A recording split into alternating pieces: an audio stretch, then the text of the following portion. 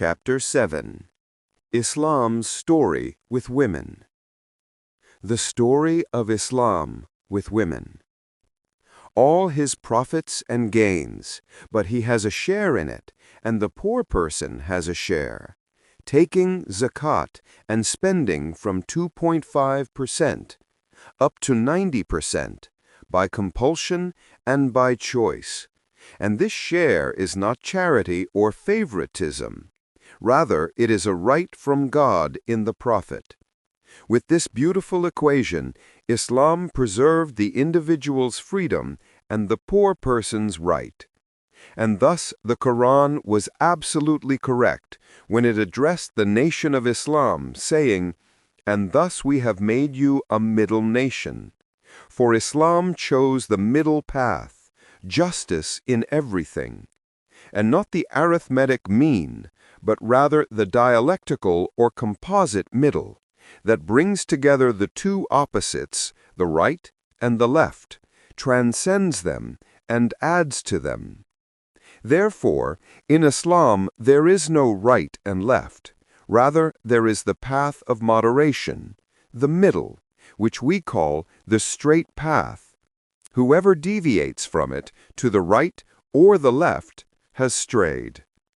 And the Quran did not restrict us to a specific limited political constitution or a detailed method of governance, knowing that circumstances change, necessitating scholarly effort in formulating changing constitutions for changing times, and so that the door remains open for Muslims to give and take from the available knowledge in every era without being closed off to a specific constitution. For this reason, the Quran sufficed with these general political recommendations mentioned previously as characteristics of optimal governance and did not bind us to a specific theory. This is one of the secrets of its inalienability and superiority, not a poverty or deficiency within it. And this is another touch of the Quran's progressiveness which preceded all progressivisms. And we respond to those who say that religion is stagnation and rigidity, that Islam was never a religion of stagnation and rigidity, but was always and forever a religion of contemplation, thought, development, and change, evidenced by its clear verses. Say, travel through the land and observe how he began creation. Then let man consider from what he was created. He was created from a fluid, ejected, emerging between the backbone and the ribs. Then do they not look at the camels, how they are created, and at the sky, how it is raised, and at the mountains, how they are erected, and at the earth, how it is spread? Clear commands to reflect upon God's creation, and the creation of animals, and the creation of mountains, and the layers of the earth, and the sky and its heavens. These perspectives encompass all that we mean today by geology, astronomy, legislation, physiology, biology, and embryology. Clear commands to travel through the earth, gather evidence, derive rulings and laws, and know how creation began, which is what we now know as the sciences of evolution. And there is no fear of error, for Islam rewards the one who strives and errs with one reward, and the one who strives and is correct with two rewards. And it is not correct what is said that we fell behind because of religion and the West advanced because of atheism. The truth is, we fell behind when we abandoned the commands of our religion, and when the Muslims were truly acting upon these verses, there was progress, and there was a state from the ocean to the Gulf, and scholars like Ibn Sina in medicine, Ibn Rushd in philosophy, Ibn al-Haytham in mathematics, Ibn al-Nafis in anatomy, and Jabir ibn Hayyan in chemistry. And the world was taking our sciences from us, and the constellations and their stars still retain their Arabic names in European lexicons to this day, and they still call the distillation apparatus in French alambic, derived from the Arabic word al-imbik. And the West did not advance through atheism, but by science. The confusion arose from what happened in the Middle Ages, from the tyranny of the Church and the Inquisition, and its restrictions on thought and scholars, and what happened with the imprisonment of Galileo and the burning of Giordano Bruno, when the Church ruled and the popes deviated from its noble goals, so it became an element of backwardness. So superficial critics imagined that this also applies to Islam. And this is a mistake. Islam has no popes, nor clergy, and God did not place guardians or intermediaries between him and the Muslims. And when Islam truly ruled, it was an element of progress, as we explained and as history says, refuting these superficial claims. And the clear verses of the Quran urge towards science and command the pursuit of knowledge, and do not establish any contradiction between religion and science. God says, "And say, My Lord, increase me in knowledge." Say, are those who know equal to those who do not know? Allah witnesses that there is no deity except Him, and so do the angels and those of knowledge. And the first verse in the Quran, the first word, was read. And the scholars in the Quran are promised the highest ranks. Allah will raise those who have believed among you, and those who were given knowledge by degrees. And the word knowledge and its derivatives are repeated in the Quran nearly 850 times.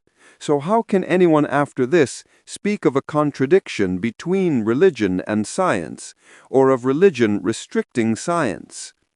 Contemplation in religion and developing its understanding is required, and the entire history of Islam is movements, things, and development. And the Quran is innocent of the accusation of restricting people. Everything in our religion accepts development except the core of the creed and the essence of the divine law, because God is one and will not evolve into two or three. This is an absolute matter. Likewise, evil is evil, and good is good. Killing will not become a virtue, nor theft a goodness, nor lying an ornament adorned by the righteous. Apart from that, religion is open to thought, scholarly effort, addition, and development. The essence of Islam is rational, logical, accepts debate and dialogue, and urges the use of the intellect and logic. In more than one place and on more than one page of the Quran, we come across the question, do they not reason? Do they not understand? And the people of religion, according to us, are those of understanding. The worst of beings in the sight of Allah are the deaf and dumb who do not reason. Have they not traveled through the earth, so that they would have hearts by which to reason, or ears to hear? Respect for the intellect is at the core and essence of the religion, and positivity is its mainstay, and revolution is its spirit. Islam was never passive nor negative. And fight in the way of Allah those who fight you. Indeed, Allah loves those who fight in His cause in a row, as if they were a single structure, joined firmly. And striving with one's soul, wealth, and children, and fighting, and steadfastness, and not turning back on one's heels, and facing despair, and patience, and guarding the frontiers, are at the heart of our religion. So how can a religion with this flexibility, rationality, scientific spirit, positivity, and revolution be accused of rigidity and stagnation? except for a dear friend like the doctor coming from France who knows nothing of his priorities and has not read a letter of his Quran. Islam's story with women. My doctor friend said, "Don't you agree with me that Islam's stance toward women was reactionary?" And he began counting on his fingers the story of polygyny, women staying at home, the hijab, divorce being in the man's hand, striking and deserting in bed, and the story of what your right hands possess, and the story of men are in charge of women and the man's doubled share in inheritance. I said to him as I gathered myself, "These accusations are many this time, and talking about them will be long. Let us start from the beginning, from before Islam. And I think you know perfectly well that Islam came to an era where a newborn girl's share was burial in the sand, and a man would marry 10 or 20 and force his slave girls into prostitution and take the price. So what Islam brought by permitting marriage to 4 was a restriction, not an authorization of multiplicity. And it was a salvation for women from disgrace, death, enslavement, and humiliation. And is the woman in Europe happier with the prevalent dissolution there and the multiplicity of lovers, which has become the reality in most marriages? Is it more honorable for a woman to be a second wife to one she loves, having all the rights of a wife and her respect, than to be a secret mistress who steals pleasure behind walls? Nevertheless, Islam made polygyny an almost suspended permission by stipulating a condition difficult to achieve, which is justice between women. And if you fear that you will not deal justly, then marry only one. And you will never be able to be equal between wives, even if you should strive. So it negated the ability to be just, even from the eager. So none remains except those who are more than eager, like the prophets and the saints and those in their path. As for remaining in the houses, it is a matter directed to the wives of the prophet, as they are the highest examples. And abide in your houses. It is an indication that the ideal situation for a woman is to be a mother and lady of the house, devoting herself to her home and children. Can we imagine the state of a nation whose women are in the streets and offices and its children in nurseries and shelters? Is it better off, or a nation whose women are mothers and housewives and whose children are raised in the care of their mothers and the family is complete in its services? The answer is clear. Nevertheless, Islam did not prevent the necessities that call for a woman's exit and work.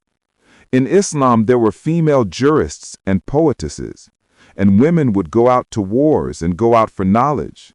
The verse was directed to the wives of the prophet as the highest example, and between the ideal, the possible, and the reality, there are multiple degrees. And the wives of the prophet went out with the prophet in his campaigns.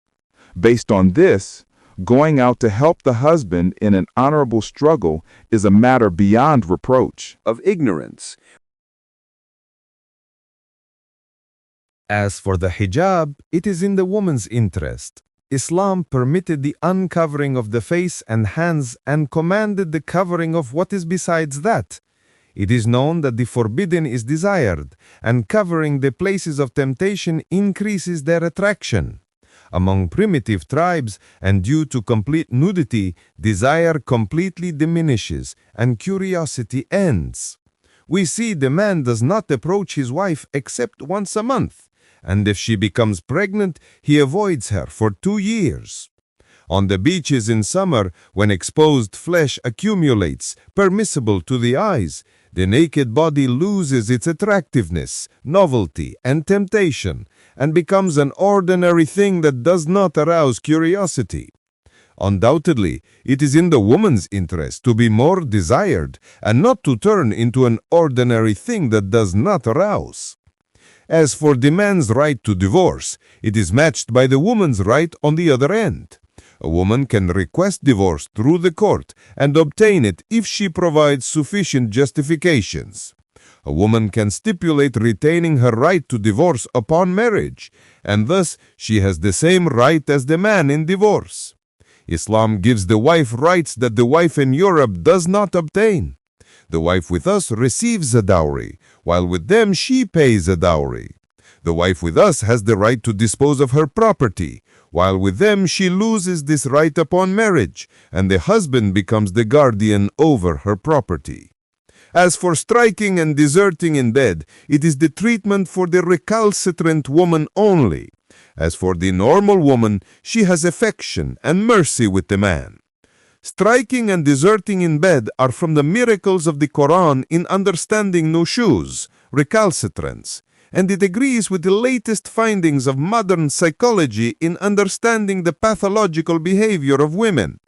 As we know, psychology divides this pathological behavior into two types: the submissive behavior, which is called in scientific terminology masochism, which is the pathological state in which the woman enjoys being beaten and tormented and being the submissive party.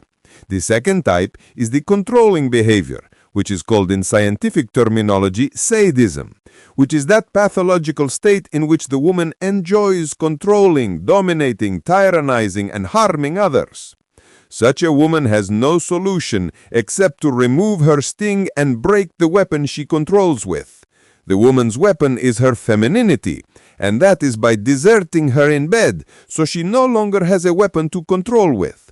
As for the other woman, who does not find her pleasure except in submission and beating, then beating is a treatment for her. Hence came the word of the Quran, and leave them in bed and strike them. A scientific miracle, summarizing in 2 words all that psychology has come with in volumes about the recalcitrant woman and her treatment.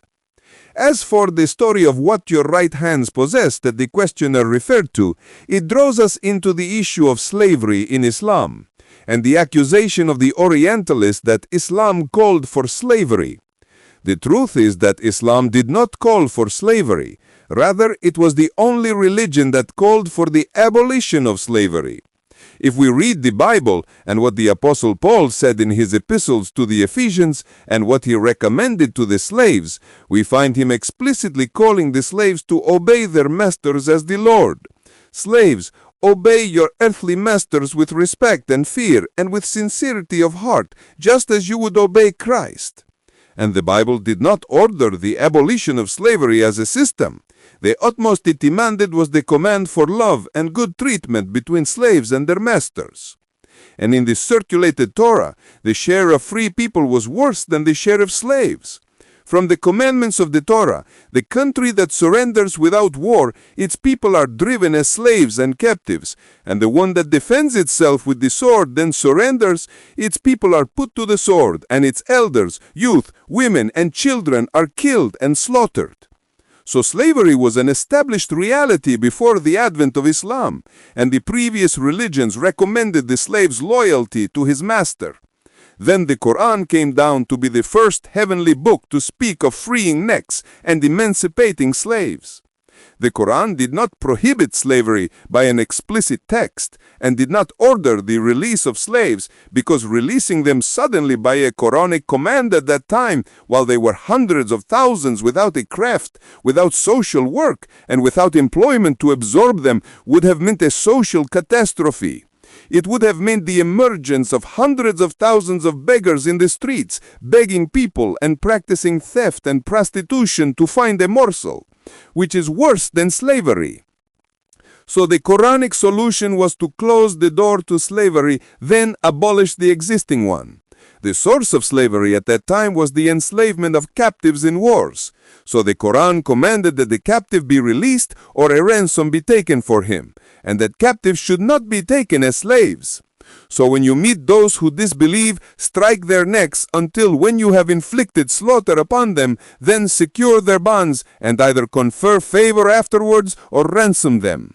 So either you bestow favor on the captive by releasing him for the sake of God, or you take a ransom for him. As for the existing slaves, their abolition would be gradual by making the freeing of necks and the emancipation of slaves an expiation for sins small and large. Thus, slavery ends gradually. Until that end comes, what should be the treatment of the master towards what his right hand possesses? Islam permitted him to have intercourse with her as his wife. This is the story of what your right hands possess that the questioner referred to. Undoubtedly, treating a female slave like a wife was in those days an honor, not an insult. We should not forget Islam's stance towards the male slave and how it made him a brother after he was a slave trodden underfoot. The believers are but brothers. It is He who created you from one soul. And do not take one another as lords besides Allah. And Muhammad, peace and blessings be upon him, set the example when he adopted a male slave, Zayd ibn Haritha, freed him, made him his son, then married him to a free woman from the noble lineage, Zainab bin Jahsh. All this to break this arrogance and bigotry, and to make the liberation of slaves as stands to be emulated, and to say in action and by example that his message is the freeing of necks. As for men who are in charge of women, it is a reality everywhere, in Islamic countries, in Christian countries, and in countries that know no God nor religion. In atheist Moscow, the rulers are men, from the days of Lenin, Stalin, Khrushchev, and Bulganin to this day. In France, the rulers are men. In London, the rulers are men. And everywhere on earth, men are the ones who rule, legislate, and invent. All the prophets were men. All the philosophers were men, even composers, although composition is an industry of imagination that does not need male muscles. And as Alakog said sarcastically, even the industries of cooking, sewing, and fashion, which are female specialties, men excelled in and then monopolized them. These are phenomena that Islamic law has no hand in. They are general phenomena in all parts of the world, where Islamic law does not rule, nor does the Quran rule. Rather, they are facts that the man is in charge of the woman by nature, fitness, and the disposition with which the Creator specified him. And if a female minister, leader, or ruler appears, she is the novelty whose news is told, the exception that proves the rule. Islam did nothing more than record this rule. This explains to us afterwards why the Quran gave the man a double share in inheritance, because he is the one who spends, and because he is the one who provides, and because he is the one who works. He said, Islam's stance towards women was justice, and the conduct of the Prophet with his wives was love, care, and tenderness. Was it not reported from him that he said, I was made to love from your world women and perfume, and the coldness of my eyes was made in prayer. So he mentioned women along with perfume, fragrance, and prayer, and this is the ultimate honor. And the last thing he said in his last sermon before his death was the recommendation regarding women. And if God has chosen the woman for the home and the man for the street, it is because he entrusted the man with the trust of construction, building, and creation, while he entrusted the woman with a greater and more immense trust, which is the upbringing of the human being himself. And it is of the utmost grandeur for the woman to be entrusted with this trust. So did Islam wrong women?